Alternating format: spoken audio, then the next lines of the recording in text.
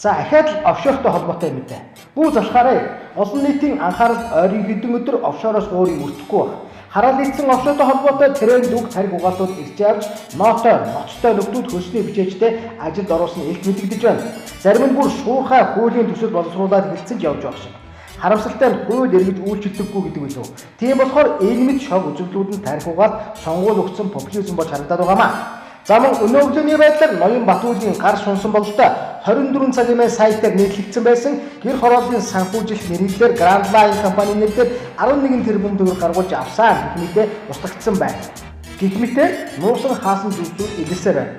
Сонгогч олон түмэн нэг л юмыг энэ офшороос айлгаж авсан болов тэр нь хэрвээ офшорт нэр холбогдсон бол тэр хүнд итгэж болохгүй гэдгийг ойлгож авах шиг боллоо. Офшорын эцсийн зорилго нь 30 доох мөнгө буюу нууж хаахад зорилготой данс юм. Учир юмээс хэрвээ хүн нууж хаах юмтай бол тэр хүнд бүү итгэж бүү сон. Нэг нууж болсон юм, хоёр нууж, хоёр дахь нууж болсон юм, гурав дахь нь ялгаа юу. Тиймээс нууж хаах юмтай хүн юуг нэгтгэв. Явж энэ чинь сонгуул буюу сонголт болохоос биш сунгаа буюу сонголт биш юм шүү дээ. 4 жилээр нь өчнөө сонгуул дамнан сонгож биш сунгаж ирэхлүүлээ. Одоо болсон муугаар утгад дараагийн нийгэм хоолнд оргоё. Тийм биз дээ ч одоо.